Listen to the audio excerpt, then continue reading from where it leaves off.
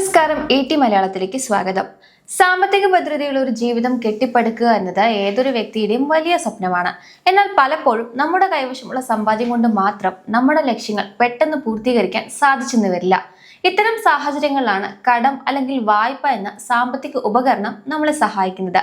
പലരും കടം വാങ്ങുന്നതിനെ ഒരു മോശം കാര്യമായിട്ടാണ് കാണുന്നത്. എന്നാൽ കൃത്യമായ പ്ലാനിങ്ങോടെയും അച്ചടക്കത്തോടെയും കൈകാര്യം ചെയ്താൽ കടം എന്നത് നമ്മുടെ സാമ്പത്തിക വളർച്ചയെ വേഗത്തിലാക്കുന്ന ഒരു ചവിട്ടുപടിയാണ്. വായ്പകൾ എങ്ങനെ ബുദ്ധിപൂർവ്വം ഉപയോഗിക്കാം, കടബാധ്യതകൾ എങ്ങനെ നിയന്ത്രിക്കാം, ആരോഗ്യകരമായ ഒരു ഡെപ്റ്റ് ടു ഇൻകം റേഷ്യോ എങ്ങനെ നിലനിർത്താം തുടങ്ങിയ കാര്യങ്ങളെക്കുറിച്ചാണ് ഇന്ന് നമ്മൾ നോക്കുന്നത്. ലഭ്യമായ സമ്പാദ്യം ലക്ഷ്യങ്ങൾ പൂർത്തീകരിക്കാൻ തികയാതെ വരുമ്പോഴാണ് കടം അഥവാ വായ്പയെ ആശ്രയിക്കുന്നത്. വരുമാനം ചെലവിനേക്കാൾ കൂടുതലാണെങ്കിൽ പോലും നിലവിലെ സമ്പാദ്യം കൊണ്ട് മാത്രം എല്ലാ സാധനങ്ങളോ ആസ്തികളോ വാങ്ങാൻ സാധിക്കണമെന്നില്ല. ഉദാഹരണത്തിന് മിക്ക ആളുകൾക്കും വായ്പയില്ലാതെ ഒരു വീട് വാങ്ങാൻ കഴിയില്ല. വീടിന്റെ വില വളരെ കൂടുതലായതിനാലാണിത്. വീട് വാങ്ങാൻ ആവശ്യമായ പണം സമ്പാദിക്കുന്നതുവരെ കാത്തിരുന്നാൽ ഒരുപക്ഷെ റിട്ടയർമെന്റ് ടൈമിലെ അത് സാധ്യമാകും. വാഹന വായ്പകൾ, ഗൃഹോപകരണങ്ങൾ വാങ്ങുന്നതിനായുള്ള വായ്പകൾ, പേഴ്സണൽ ലോണുകൾ, ക്രെഡിറ്റ് കാർഡ് കുടിശ്ശിക എന്നിവയാണ് പ്രധാനമായും നമുക്കുണ്ടാകുന്ന കടബാധ്യതകൾ. എന്നിരുന്നാലും കടം എടുക്കുന്നത് ചിലവ് വർദ്ധിപ്പിക്കുകയും അത് തിരിച്ചടയ്ക്കാനുള്ള ബാധ്യത കടം വാങ്ങുന്നയാളിൽ അടിച്ചേൽപ്പിക്കുകയും ചെയ്യുന്നു. ലഭ്യമായ വരുമാനത്തിന് പലിശയും തിരിച്ചടവും താങ്ങാൻ കഴിയുമോ എന്നതിനെ ആശ്രയിച്ചിരിക്കും വായ്പ എടുക്കണമോ വേണ്ടയോ എന്ന തീരുമാനം.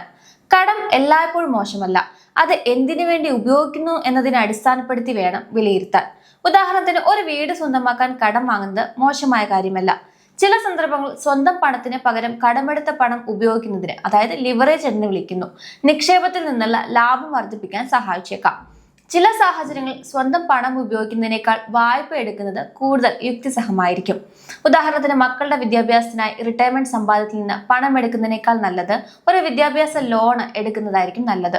കാരണം ഭാവിയിലെ വരുമാനം കൊണ്ട് വായ്പ എളുപ്പത്തിൽ തിരിച്ചടയ്ക്കാൻ സാധിക്കും. അതേസമയം തന്നെ നിലവിലുള്ള നിക്ഷേപങ്ങൾ തടസ്സമില്ലാതെ വളരുകയും അതുവഴിയുള്ള ലാഭം നിലനിർത്തുകയും ചെയ്യുന്നുണ്ട്. നിക്ഷേപങ്ങളിൽ നിന്നുള്ള ഈ നേട്ടം നഷ്ടപ്പെടാതിരിക്കാൻ അവ തുടർച്ചയായി നിലനിർത്തേണ്ടത് പ്രധാനമാണ്. വിവിധ സാഹചര്യങ്ങളിൽ കടം അത്യാവശ്യമായി വരാമെന്നും ചിലപ്പോൾ താൽക്കാലിക ആവശ്യങ്ങൾക്കായി വായ്പയെ ആശ്രയിക്കേണ്ടി വരുമെന്നും ഇതിൽ നിന്നും മനസ്സിലാക്കാം. പെട്ടെന്നുണ്ടാകുന്ന അടിയന്തര സാഹചര്യങ്ങളോ പണലഭ്യതയിൽ ഉണ്ടാകുന്ന തടസ്സങ്ങളോ പരിഹരിക്കാൻ ഇത്തരം ഹ്രസ്വകാല വായ്പകൾ സഹായിക്കും. ജീവിതയാത്രയിൽ പെട്ടെന്നുണ്ടാകുന്ന പ്രതിസന്ധികൾ തളരാതെ മുന്നോട്ടു പോകാൻ ഇത് വ്യക്തികളെ പ്രാപ്തരാക്കുന്നുണ്ട്. ഒരു സാമ്പത്തിക ഉപദേഷ്ടാവ് ഫൈനാൻഷ്യൽ പ്ലാനിംഗിൽ പ്രധാനമായും നോക്കുന്നൊരു കാര്യമാണിത്. കടത്തിന്റെ ആവശ്യകത, ക്യാഷ് ഫ്ലോ മാനേജ്മെന്റിൽ കടത്തിന്റെ പങ്കും സ്വാധീനവും, തിരിച്ചടവ് ശേഷി എന്നിവയൊക്കെ ഇതിന്റെ ഭാഗമായി വിലയിരുത്തേണ്ടതുണ്ട്. ചില കടങ്ങൾ നല്ലതാണെന്നും അവ എടുക്കാവുന്നതാണെന്നും നാം പറയാറുണ്ടെങ്കിലും ഒരാൾ എത്രത്തോളം കടമെടുക്കാമെന്നത് ആ വ്യക്തിയുടെ സാമ്പത്തിക സാഹചര്യത്തെ ആശ്രയിച്ചിരിക്കും. ലഭ്യമായ വരുമാനം ഉപയോഗിച്ച് വായ്പാ തിരിച്ചടവ് നടത്താനുള്ള കഴിവിനെ അളക്കുന്ന ഒന്നാണ് ഡെപ്റ്റ് ടു ഇൻകം റേഷ്യോ. വായ്പ നൽകുന്നവർക്ക് ഇതിലൊരു പെർഫെക്റ്റ് കണക്കില്ലെങ്കിലും എപ്പോഴും കുറഞ്ഞ DTI റേഷ്യോ ആണ് നല്ലതെന്ന് എല്ലാവരും സമ്മതിക്കുന്നു. വായ്പയുടെ തുകയ്ക്കും തരത്തിനും അനുസരിച്ച് വായ്പ അനുവദിക്കുന്നതിന് ഓരോ ബാങ്കും അവരുടേതായ നിശ്ചിത DTI പരിധികൾ നിശ്ചയിക്കാറുണ്ട്. പ്രതിമാസം 15,000 രൂപ ശമ്പളമുള്ള ഒരാൾ 7,500 രൂപ വായ്പാ തിരിച്ചടവിലേക്ക് നൽകുന്നു എന്ന് കരുതുക. ഇവിടെ അയാളുടെ കടബാധ്യത അനുപാതം 50%. ഇത് വളരെ കൂടുതലാണ്. വരുമാനത്തിന്റെ പകുതിയും വായ്പ അടയ്ക്കാനായി മാറ്റിവെച്ചാൽ അത് ദൈനംദിന ചിലവുകളെയും അടിയന്തര ആവശ്യങ്ങളെയും ബാധിക്കും. കൂടാതെ ഭാവിയിലേക്ക് നിക്ഷേപം നടത്താൻ ഇദ്ദേഹത്തിന് ഒന്നും ബാക്കിയുണ്ടാവില്ല. കടബാധ്യതയുടെ ആഘാതം എത്രത്തോളം ഉണ്ടാകുമെന്ന് തീരുമാനിക്കുന്നതിൽ പലിശ നിരക്കും വായ്പാ തുകയും വലിയ പങ്ക് വഹിക്കുന്നു. ഉയർന്ന പലിശ നിരക്ക് തിരിച്ചടവ് തുക വർദ്ധിപ്പിക്കും. അതുപോലെ വലിയൊരു തുക വായ്പ എടുക്കുന്നതും പ്രതിമാസ തിരിച്ചടവിന്റെ ഭാരം കൂട്ടും. അതിനാൽ വായ്പ എടുക്കുന്നതിന് മുൻപ് സ്വന്തം ക്യാഷ് ഫ്ലോ പരിശോധിക്കുകയും വായ്പാ തിരിച്ചടവ് നിങ്ങളുടെ സാമ്പത്തിക പ്ലാനുകളെ തകിടം മറിക്കില്ല എന്ന് ഉറപ്പുവരുത്തുകയും വേണം. ചിലപ്പോൾ വായ്പാ തിരിച്ചടവ് ഭാരം കൂടുതലായിരിക്കുമ്പോഴായിരിക്കും മറ്റു വശങ്ങളിൽ നിന്നുള്ള മറ്റു പ്രതിസന്ധികൾ വരുന്നത്. അത്തരം സമയങ്ങളിൽ കൂടുതൽ പണം വായ്പയായി എടുക്കാൻ പോലും നമുക്ക് സാധിച്ചെന്ന് വരില്ല. അതുകൊണ്ടാണ് എപ്പോഴും വായ്പാ തിരിച്ചടവ് തുക കുറഞ്ഞ അളവിൽ നിലനിർത്തണമെന്ന് പറയുന്നത്. എങ്കിൽ മാത്രമേ അപ്രതീക്ഷിതമായ ആവശ്യങ്ങൾ വരുമ്പോൾ കുറച്ചുകൂടി പണം കണ്ടെത്താൻ നമുക്ക് അവസരമുണ്ടാകൂ. പലർക്കും ജീവിതശൈലി ചെലവുകളുടെ ഒരു നീണ്ട പട്ടിക തന്നെ ഉണ്ടാകും. ഇത്തരം ചെലവുകൾ നിയന്ത്രിക്കാൻ ഒരു ഇൻവെസ്റ്റ്മെന്റ് അഡ്വൈസർ തന്റെ ക്ലയന്റിനെ സഹായിക്കാറുണ്ട്. ഇന്ന് അനാവശ്യമായി നടത്തുന്ന ഒരു ചെലവ് കുടുംബത്തിന്റെ ഭാവിയിലെ വലിയൊരു സാമ്പത്തിക ലക്ഷ്യത്തെ എങ്ങനെ ബാധിക്കുമെന്ന് അവർക്ക് ബോധ്യപ്പെടുത്തി കൊടുക്കാൻ ഫൈനാൻഷ്യൽ പ്ലാനറിന് സാധിക്കുന്നു. നമുക്കിത് മനസ്സിലാക്കാൻ ചെലവുകളെ രണ്ടായി തിരിക്കാം. ആദ്യത്തേത് കൺസംഷൻ എക്സ്പെൻഡിച്ചർ ആണ്. ഒരിക്കൽ ചെലവാക്കിയാൽ പിന്നീട് യാതൊരു വരുമാനവും തരാത്ത ആസ്തികളായി മാറുന്ന ചെലവുകളാണിവ. ഉദാഹരണത്തിന് ഹോട്ടലിൽ നിന്ന് ഭക്ഷണം കഴിക്കുന്നത്, വസ്ത്രങ്ങൾ വാങ്ങുന്നത്, സലൂണിലെ ചെലവുകൾ എന്നിവയൊക്കെ ഇതിൽ ഉൾപ്പെടുന്നു. രണ്ടാമത്തേത് ഇൻവെസ്റ്റ്മെന്റ് എക്സ്പെൻഡിച്ചർ ആണ്. ഭാവിയിൽ വരുമാനം നൽകാൻ ശേഷിയുള്ള ആസ്തികൾ സൃഷ്ടിക്കുന്ന ചെലവുകളാണിവ. ഉദാഹരണത്തിന് ബോണ്ടുകൾ വാങ്ങുന്നത്, വസ്തു വാങ്ങുന്നത് തുടങ്ങിയവ. കുട്ടികളുടെ വിദ്യാഭ്യാസം പോലുള്ള ചില ചെലവുകൾ ഒറ്റനോട്ടത്തിൽ ഉപഭോഗ ചെലവായി തോന്നാമെങ്കിലും അതൊരു നിക്ഷേപമാണ്. കാരണം അത് ഭാവിയിൽ കുടുംബത്തിന്റെ വരുമാനം വർദ്ധിപ്പിക്കാൻ സഹായിക്കും. അതുകൊണ്ട് ഇത്തരം കാര്യങ്ങൾക്ക് മുൻഗണന നൽകണം.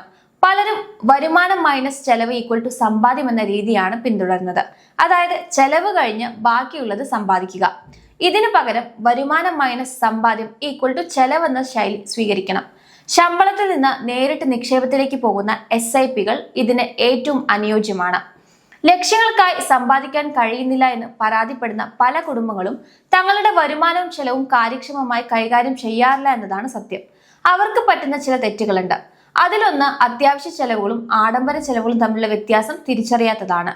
അടുത്തത് ചെലവുകൾക്കായി അമിതമായ തുക നീക്കിവെക്കുന്നതാണ്. നിക്ഷേപങ്ങൾക്കായി ആദ്യം പണം മാറ്റിവെക്കാതെ ബാക്കി വരുന്ന തുക മാത്രം സമ്പാദിക്കാൻ നോക്കുന്നതും ഒരു മിസ്റ്റേക്കാണ്. അവസാനത്തേതും ഏറ്റവും പ്രധാനവുമായ മിസ്റ്റേക്ക് ചെലവുകൾ കൃത്യമായി ട്രാക്ക് ചെയ്യാത്തതാണ്. ക്രെഡിറ്റ് കാർഡ് വഴി പണം അടയ്ക്കുമ്പോൾ സിനിമയ്ക്കോ ഹോട്ടലിനോ വേണ്ടി എത്രത്തോളം പണം പോകുന്നു എന്ന് പലരും ശ്രദ്ധിക്കാറില്ല. മാസാവസാനം ഇത് കണക്ക് കൂട്ടി നോക്കുമ്പോൾ മാത്രമേ എത്ര വലിയ തുകയാണ് വെറുതെ കളഞ്ഞതെന്ന് മനസ്സിലാകൂ. സാധാരണ ഒരു ഫൈനാൻഷ്യൽ അഡ്വൈസർ ഇത്തരം അനാവശ്യ ചെലവുകൾ കണ്ടെത്തി അവ ഒഴിവാക്കാൻ ക്ലയന്റിനെ സഹായിക്കാറുണ്ട്. നമുക്ക് സ്വയം എന്താണ് ചെയ്യാൻ പറ്റുക? ചെറിയൊരു തുകയ്ക്ക് മുകളിലുള്ള എല്ലാ ചെലവുകളും കുറിച്ചു വെക്കുന്ന ശീലം ഇതിനായി വളർത്തിയെടുക്കാം. ഓരോ മാസത്തെയും ചെലവുകളുടെ ചുരുക്കം പരിശോധിക്കുന്നത് നിലവിൽ നിങ്ങളുടെ പണം എന്തിനൊക്കെയാണ് മുൻഗണന നൽകുന്നതെന്ന് മനസ്സിലാക്കാൻ സഹായിക്കും. അപ്രതീക്ഷിതമായി വരുന്ന വലിയ ചെലവുകളെ മാറ്റി നിർത്തിയാൽ ബാക്കിയുള്ള ചെലവുകളെ പ്രൊവിഡന്റ് ഫണ്ട്, റിട്ടയർമെന്റ് സമ്പാദ്യം, വായ്പാ തിരിച്ചടവുകൾ, അത്യാവശ്യ ചെലവുകൾ, ജീവിതശൈലി ചെലവുകൾ എന്നിങ്ങനെ തരംതിരിക്കാം. ഓരോ കുടുംബത്തിന്റെയും സാമ്പത്തിക സാഹചര്യം വ്യത്യസ്തമായിരിക്കും. അതിനാൽ ഓരോ വിഭാഗത്തിലും എത്രത്തോളം പണം ചെലവാക്കാമെന്നതിന് കൃത്യമായ പരിധി നിശ്ചയിക്കാൻ ഒരു അഡ്വൈസർ കുടുംബത്തെ സഹായിക്കാറുണ്ട്. നമുക്കിത് സ്വയം ചെയ്യാൻ കഴിയുന്നത് നമ്മൾ തിരഞ്ഞെടുക്കുന്ന ജീവിത രീതികളിൽ മാറ്റം വരുത്തിയാൽ കൂടുതൽ തുക സമ്പാദിക്കാൻ സാധിക്കും. അത്യാവശ്യ ചെലവുകളിൽ വലിയ കുറവ് വരുത്താൻ കഴിയില്ലെങ്കിലും ജീവിതശൈലി ചെലവുകളെ വലിയൊരു പരിധിവരെ നിയന്ത്രിക്കാൻ സഹായിക്കും. അനാവശ്യ കാര്യങ്ങൾക്കായി പണം ചെലവാക്കുന്നതിന് പകരം ആ പണം കൊണ്ട് ചെയ്യാവുന്ന മറ്റ് മെച്ചപ്പെട്ട കാര്യങ്ങളെക്കുറിച്ച് ആൾട്ടർനേറ്റ് യൂസ് ചിന്തിക്കുന്നത് ചെലവ് നിയന്ത്രിക്കാൻ സഹായിക്കും. കോർപ്പറേറ്റ് സാമ്പത്തിക മേഖലയിൽ സീറോ ബേസ് ബഡ്ജറ്റിംഗ് എന്നൊരു രീതിയുണ്ട്. അതായത് മുൻപത്തെ മാസത്തെ ബഡ്ജറ്റ് നോക്കി അതിൽ മാറ്റങ്ങൾ വരുത്തുന്നതിന് പകരം ഓരോ മാസവും 0-ൽ നിന്ന്, അതായത് ഫ്രം ദ സ്ക്രാച്ച് ബഡ്ജറ്റ് തയ്യാറാക്കുക. ഈ രീതിയിൽ ചിന്തിക്കുമ്പോൾ കഴിഞ്ഞ മാസം ചെയ്തത് കൊണ്ട് മാത്രം ഈ മാസവും ആ ചെലവ് ചെയ്യണമെന്നില്ല. മറിച്ച് ഓരോ ചെലവും അത്യാവശ്യമാണോ എന്ന് ആലോചിച്ച് മാത്രമേ പണം അനുവദിക്കൂ. കുടുംബ ബഡ്ജറ്റ് തയ്യാറാക്കുമ്പോഴും ഈ രീതി ഫലപ്രദമായി ഉപയോഗിക്കാം. ഉപഭോക്താക്കൾക്ക് കടബാധ്യതകളെ കുറിച്ച് ഉപദേശം നൽകുമ്പോൾ ഇൻവെസ്റ്റ്മെന്റ് അഡ്വൈസർ പല കാര്യങ്ങൾ ശ്രദ്ധിക്കാറുണ്ട്. ഓരോ വ്യക്തിയുടെയും സാമ്പത്തിക ശീലങ്ങളെ ഇത് വലിയ രീതിയിൽ സ്വാധീനിക്കും. ഓരോ ക്ലയന്റിനും അനുയോജ്യമായ പ്ലാൻ തയ്യാറാക്കുമ്പോൾ അവർ ശ്രദ്ധിക്കുന്ന ചില കാര്യങ്ങളുണ്ട്. ഒന്ന്, പർപ്പസ് ഓഫ് ദ ഡെപ്റ്റ് തന്നെയാണ്. സാധാരണഗതിയിൽ കാലക്രമേണ മൂല്യം വർദ്ധിക്കുന്ന ആസ്തികൾ സ്വന്തമാക്കാനായിരിക്കണം വായ്പ എടുക്കേണ്ടത്.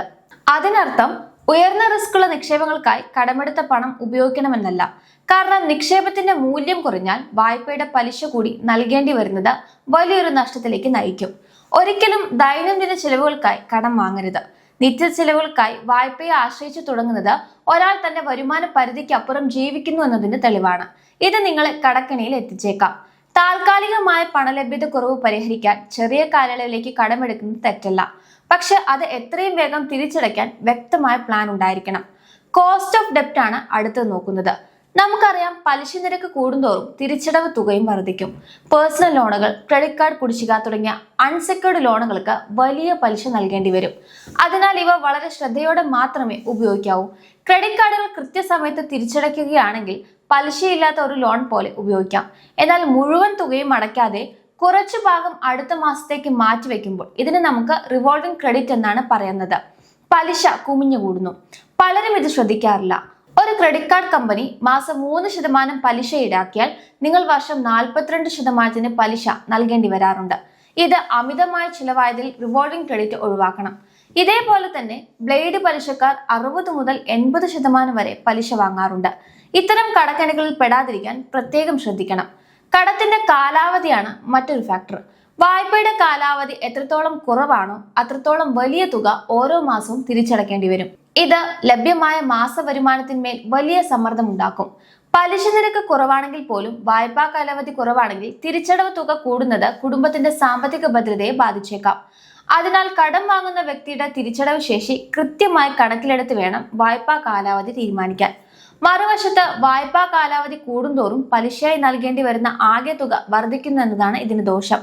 ഒരു കുടുംബത്തിന് എത്രത്തോളം തുക പ്രതിമാസം തിരിച്ചടയ്ക്കാനുള്ള ശേഷിയുണ്ട് എന്ന് മനസ്സിലാക്കാൻ ഡെപ്റ്റ് ടു ഇൻകം റേഷ്യോ ഒരു സൂചകമായി ഉപയോഗിക്കാം. ഇതിന്റെ അടിസ്ഥാനത്തിൽ വേണം വായ്പയുടെ കാലാവധി എത്ര വർഷം വേണമെന്ന് തീരുമാനിക്കാൻ. വായ്പാ പുനഃക്രമീകരണം അഥവാ ഡെറ്റ് റീഷെഡ്യൂളിംഗ് മറ്റൊരു കാര്യമാണ്. അതായത് ഒരു വ്യക്തിക്ക് തന്റെ വായ്പാ തിരിച്ചടവുകൾ കൃത്യമായി കൊണ്ടുപോകാൻ കഴിയാത്ത സാഹചര്യം വന്നാൽ എത്രയും വേഗം അതിനൊരു പരിഹാരം കണ്ടെത്തേണ്ടതുണ്ട്. അതിനായി ഇനി പറയുന്ന മാർഗങ്ങൾ പരീക്ഷിക്കാവുന്നതാണ്. കൂടുതൽ പലിശയുള്ള കടങ്ങൾ ആദ്യം തീർക്കുക. ഏതെങ്കിലും ഒരു ആസ്തി വാങ്ങാനാണ് വായ്പ എടുത്തതെങ്കിൽ തിരിച്ചടയ്ക്കാൻ പറ്റാത്ത സാഹചര്യം വന്നാൽ ആ ആസ്തി വിറ്റ് വായ്പ മുൻകൂട്ടി തിരിച്ചടയ്ക്കാവുന്നതാണ്. എന്നാൽ ഇങ്ങനെ ചെയ്യുമ്പോൾ ബാങ്ക് ഈടാക്കുന്ന പ്രീ പേയ്മെന്റ് ചാർജുകൾ കൂടി കണക്കിലെടുക്കേണ്ടതുണ്ട്. കുറഞ്ഞ പലിശയുള്ള വായ്പയിലേക്ക് മാറ്റുക എന്നതും മറ്റൊരു വഴിയാണ്. ക്രെഡിറ്റ് കാർഡിന്റെ ബാലൻസ് ട്രാൻസ്ഫർ ഇതിനൊരു ഉദാഹരണമാണ്. EMI ഭാരമാകുന്നുണ്ടെങ്കിൽ വായ്പാ കാലാവധി നീട്ടാൻ ബാങ്കിനോട് ആവശ്യപ്പെടാം. ഇത് മാസ വരുമാനത്തിന്മേലുള്ള സമ്മർദ്ദം കുറയ്ക്കുമെങ്കിലും ആകെ അടയ്ക്കേണ്ടി വരുന്ന പലിശ തുക വർദ്ധിക്കുമെന്ന കാര്യം മറക്കരുത്. ഇനി ഈ പറഞ്ഞ വഴികളൊന്നും സാധ്യമല്ലെങ്കിൽ നിങ്ങളുടെ സാമ്പത്തിക പ്രതിസന്ധിയെക്കുറിച്ച് ബാങ്കിനെ അറിയിക്കുകയും തിരിച്ചടവ് രീതിയിൽ മാറ്റം വരുത്താൻ അഭ്യർത്ഥിക്കുകയും ചെയ്യുക. വായ്പകൾ ഇങ്ങനെ പുനഃക്രമീകരിക്കുന്നത് നിങ്ങളുടെ ക്രെഡിറ്റ് സ്കോറിനെ ബാധിച്ചേക്കാമെന്നത് ഓർക്കുക. ഇത് ഭാവിയിലുള്ള പുതിയ വായ്പകൾ ലഭിക്കുന്നതിന് തടസ്സപ്പെടുത്തുകയോ അല്ലെങ്കിൽ ഉയർന്ന പലിശ നൽകേണ്ടി വരുന്ന സാഹചര്യമോ ഉണ്ടാക്കുകയും ചെയ്തേക്കാം. എങ്കിലും വായ്പകൾ തിരിച്ചടയ്ക്കാൻ ബുദ്ധിമുട്ട് വരുമ്പോൾ ആളുകൾ ഇത്തരം കാര്യങ്ങൾ പരീക്ഷിക്കുന്നത് നല്ലതാണ്. കടം എന്നത് ഒരു ഇരുതല വാളാണ്. അത് എന്തിനു വേണ്ടി ഉപയോഗിക്കുന്നു, എങ്ങനെ തിരിച്ചടയ്ക്കുന്നു എന്നതിനെ ആശ്രയിച്ചിരിക്കും നമ്മളുടെ സാമ്പത്തിക ഭാവി. അനാവശ്യമായ ആഡംബരങ്ങൾക്കും ജീവിതശൈലി ചെലവുകൾക്കുമായി വായ്പയെ ആശ്രയിക്കുന്നത് അപകടകരമായ കടക്കണിയിലേക്ക് നമ്മെ നയിച്ചേക്കാം. എന്നാൽ മൂല്യം വർദ്ധിക്കുന്ന ആസ്തികൾ സൃഷ്ടിക്കാനും അടിയന്തര സാഹചര്യങ്ങളെ നേരിടാനും വായ്പയെ ക്രിയാത്മകമായി ഉപയോഗിക്കാൻ നമുക്ക് സാധിക്കണം. വരുമാനവും ചെലവും തമ്മിലുള്ള കൃത്യമായ സന്തുലിതാവസ്ഥ നിലനിർത്തുന്നതിനോടൊപ്പം തന്നെ തിരിച്ചടവ് ശേഷി മനസ്സിലാക്കി മാത്രം കടമെടുക്കുന്നതാണ് സാമ്പത്തിക വിജയത്തിന്റെ രഹസ്യം. ശരിയായ ബജറ്റിംഗിലൂടെയും വിദഗ്ധമായ സാമ്പത്തിക ആസൂത്രണത്തിലൂടെയും കടബാധ്യതകളെ ഭാരമാക്കാതെ ലക്ഷ്യങ്ങൾ നേടിയെടുക്കാൻ ഓരോ വ്യക്തിക്കും സാധിക്കണം.